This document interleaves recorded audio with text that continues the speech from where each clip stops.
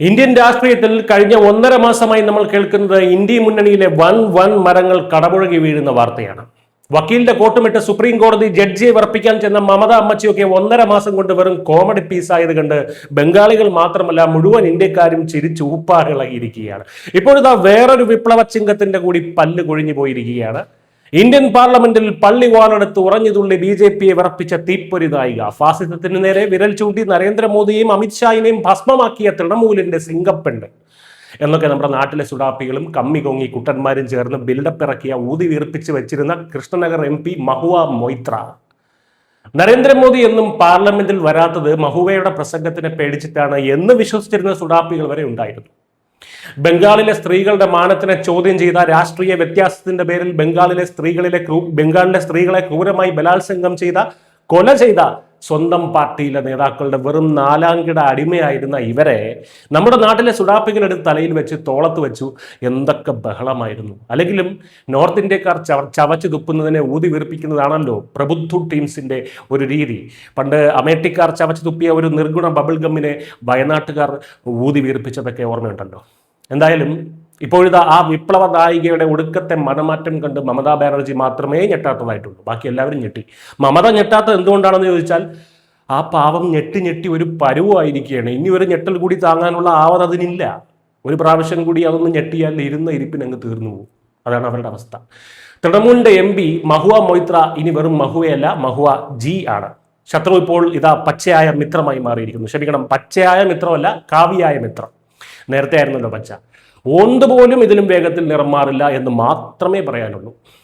ബംഗാൾ നിയമസഭാ തെരഞ്ഞെടുപ്പിൽ മമതാ ബാനർജിയുടെ തൃണമൂൽ കോൺഗ്രസ് തകർന്നടിഞ്ഞ് BJP ഭരണം പിടിച്ചടക്കിയതോടെയാണ് കഥ മാറിയത്. പെട്ടെന്നൊരു സുപ്രഭാതത്തിൽ നിലവിലെ ബംഗാൾ മുഖ്യമന്ത്രിയും BJP നേതാവുമായിട്ടുള്ള സുവേന്ദു അധികാരിയെ പരസ്യമായി പുകഴ്ത്തിക്കൊണ്ട് സാക്ഷാൽ മഹുവ മൊയ്ത്ര ടിവിയിൽ വന്നിരിക്കുന്നു. BBC-ക്ക് നൽകിയ ഒരു പ്രത്യേക അഭിമുഖത്തിലാണ് മഹുവ തന്റെ ഉള്ളിലെ സംഘി സ്നേഹം പരസ്യമാക്കിയത്. മുഖ്യമന്ത്രി സുവേന്ദു അധികാരിയുമായി തനിക്ക് ഇപ്പോഴും കടുത്ത വൈകാരികമായ ഒരു ബന്ധമുണ്ടെന്നാണ് മഹുവയുടെ പുതിയ വെളിപ്പെടുത്തൽ. ഇതൊക്കെ കണ്ട് ബംഗാളിലെ സംഘികളുടെയൊക്കെ കിളി പാറിയിരിക്കുകയാണ്. അവർ പരസ്പരം നുള്ളി നോക്കുകയാണ്. ഇത് സ്വപ്നമല്ലെന്ന് ഉറപ്പുവരുത്തണ്ടേ? കാരണം സിനിമയിൽ പോലും നടക്കാത്ത അമ്മാതിരി വമ്പൻ ട്വിസ്റ്റുകളാണ് കഴിഞ്ഞ 1.5 മാസമായിട്ട് ഈ ബംഗാളിൽ നടന്നുകൊണ്ടിരിക്കുന്നത്. പണ്ട് ഒന്നിച്ച് തൃണമൂലിലുണ്ടായിരുന്ന കാലത്ത് സുവേന്ദു തന്നെ ഒരുപാട് സഹായിച്ചിട്ടുണ്ടെന്നും രാഷ്ട്രീയത്തിൽ താൻ ഒറ്റപ്പെട്ടു പോയ രാത്രികളിലൊക്കെ ചേർത്ത് പിടിച്ചു ആശ്വസിപ്പിച്ചത് ഈ സുവേന്ദു മാത്രമാണെന്നുമൊക്കെയാണ് മഹുവ വിതുമ്പലോടെ ഓർത്തെടുക്കുന്നത്. ഇപ്പോഴും ഒന്ന് ചേർത്ത് പിടിച്ചിരുന്നെങ്കിൽ, അല്ല ഒറ്റപ്പെട്ടിരിക്കുകയാണല്ലോ, അപ്പോൾ ഇപ്പോഴും ഒന്ന് ചേർത്ത് പിടിച്ചിരുന്നെങ്കിൽ, ഒന്നൊന്ന് സഹായിച്ചിരുന്നെങ്കിൽ എന്നുള്ള ഒരു നിലവിളിയാണോ ഇതെന്ന് സംശയിക്കേണ്ടിയിരിക്കുന്നു.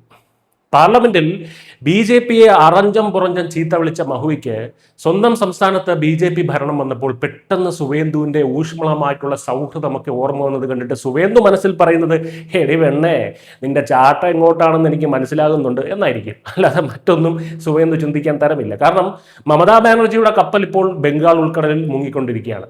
മുങ്ങിത്താണു, അറ്റവും മൂലയും മാത്രമേ ബാക്കിയുള്ളൂ. കഗോലി ഘോഷിന്റെ നേതൃത്വത്തിൽ 20 ലോക്സഭാ MPമാരാണ് NDA സഖ്യത്തെ പിന്തുണച്ച് നാഷണലിസ്റ്റ് സിറ്റിസൺ പാർട്ടിയിൽ ലയിച്ചത്. ഇതിന് പുറമെ ഋതപ്രത ബാനർജിയുടെ നേതൃത്വത്തിലുള്ള വിമത MLA-മാർ മമതയും അഭിഷേക് ബാനർജിയും പാർട്ടിയിൽ നിന്ന് പുറത്താക്കി ചിഹ്നത്തിനായി ഇലക്ഷൻ കമ്മീഷനെ സമീപിച്ചും കഴിഞ്ഞു. തൃണമൂലിന് ആകെയുള്ള 80 MLA-മാരിൽ 60 പേരും ഇപ്പോൾ BJP ക്യാമ്പിനൊപ്പമാണ്. ഫിർഹാദ് ഹക്കീമും അരൂപ് ബിശ്വാസും പോലുള്ള കടുത്ത BJP വിരുദ്ധർ പോലും മമതയെ കൈവിട്ടു. ഈ ഘട്ടത്തിലാണ് മമതയുടെ കൂടെ അവശേഷിച്ച ഒരേ ഒരു പോസ്റ്റർ ഗേൾ മഹുവ മൊയ്ത്രയും മുഖ്യമന്ത്രി സുവേന്ദുവിന് മുന്നിൽ കീഴടങ്ങൽ നടത്തുന്നത്. ഇതിൽ ഏറ്റവും രസകരമായിട്ടുള്ള കാര്യം എന്താണെന്ന് വെച്ചാൽ, പാർട്ടിയിൽ നിന്ന് ആളുകൾ കൂട്ടത്തോടെ BJPയിലേക്ക് പോകുന്നതിനെ തൃണമൂലിന്റെ ശുദ്ധീകരണം എന്നാണ് ഈ മഹുവ ആദ്യം വിശേഷിപ്പിച്ചത്. അതിന് കാരണക്കാരായിട്ടുള്ള BJPക്കും സുവേന്ദു അധികാരിക്കും അവർ പരസ്യമായി നന്ദിയൊക്കെ പറഞ്ഞിരുന്നു. പക്ഷേ ശുദ്ധീകരണം എന്ന മഹുവയുടെ വാക്ക് അറം പറ്റുന്നതാണ് പിന്നീട് കണ്ടത്. തൃണമൂൽ മൊത്തത്തിൽ വാഷ് ഔട്ട് ആയിക്കൊണ്ടുപോയി. സുവേന്ദു അധികാരിയോടുള്ള ആത്മബന്ധം വെളിപ്പെടുത്തിയ അതേ TV ഇന്റർവ്യൂവിൽ തന്നെ മമതാ ബാനർജിയെ നന്നായി ഒന്ന് കൊട്ടാനും മഹുവജി മറന്നിട്ടില്ല. സ്വന്തമായി ജയിക്കാൻ ശേഷിയില്ലാത്ത ഉപയോഗശൂന്യരായ ആളുകളെ ചുമന്ന് നടന്നതാണ് മമതയുടെ പരാജയമെന്നും BJPയുടെ കേഡർ സംവിധാനവും ആശയപരമായിട്ടുള്ള പ്രവർത്തനവും മികച്ചതാണെന്നും മഹുവ അടിവരയിട്ട് പറയുന്നു. മത്സരിച്ച 2ഇടത്തും മമത അടപടലം തോറ്റമ്പി എന്ന കാര്യം അറിയാതെ അല്ലല്ലോ മഹുവ ഇത് പറഞ്ഞത്. മമതയെ പേരെടുത്ത് പറയാതെ പോയി വീട്ടിലിരിക്കെ കിളവി എന്നാണ് മഹുവജി ഉദ്ദേശിച്ചത്. EDയും CBIയും കണ്ട് പേടിച്ചിട്ടാണോ എന്നറിയില്ല, അതോ അടുത്ത തവണ സീറ്റ് ഉറപ്പിക്കാനാണോ സിംഗപ്പെണ്ണിന്റെ ഈ പരാക്രമമെന്ന് അറിയില്ല. എങ്കിലും ഇതിലും നല്ലൊരു അടിയറവ് പറയൽ സ്വപ്നങ്ങളിൽ മാത്രം എന്ന് മാത്രം പറഞ്ഞുകൊള്ളുന്നു. കേരളത്തിലെ സൈബർ സഖാക്കളും സുഡാപ്പികളും വിഷമിക്കേണ്ട. നിങ്ങൾക്ക് വാട്സപ്പ് സ്റ്റാറ്റസ് ഇട്ട് ഹർഷപുളകിതരാകാൻ ഒരുപാട് തീപ്പൊരി പ്രസംഗങ്ങൾ തന്നിട്ടാണ് അവർ പോയത്. ആ ഒരു നന്ദി കാണിക്കണം. വെറുതെ അവരെ ചീത്ത വിളിച്ച് നന്ദിയോട് കാണിക്കല്ലേ. നിങ്ങളൊക്കെ മഹുവയെ ചീത്ത വിളിക്കുമ്പോൾ മഹുവജി അവിടെ കൊൽക്കത്തയിൽ സുവേന്ദുജിയോടൊപ്പം ചായ കുടിച്ച് സൗഹൃദം പുതുക്കുകയാണ്. തൃണമൂലിൻ്റെ ആസ്ഥാന വെളിച്ചപ്പാടിന് തന്നെ ഇത് സംഭവിച്ച സ്ഥിതിക്ക് ഇനിയിപ്പോൾ ആ അഖിലേഷ് യാദവും രാഹുൽ ഗാന്ധിയും കൂടിയേ BJP ചേരാൻ ബാക്കിയുള്ളൂ. നാളെ അവർ കൂടി കാവ്യെടുത്ത് വന്നാലും അത്ഭുതപ്പെടാനില്ല. കാരണം അങ്ങനെയാണ് ഇന്ത്യൻ രാഷ്ട്രീയത്തിൻ്റെ പോക്ക് എന്ന് പറയുന്നത്. എന്തായാലും മഹുവജിയുടെ പുതിയ രാഷ്ട്രീയ നീക്കങ്ങൾ ബംഗാളിൽ ഇതിനേക്കാൾ വലിയ കോമഡി കഥകൾക്ക് വഴിവെക്കുമെന്നുള്ള കാര്യം ഉറപ്പാണ്.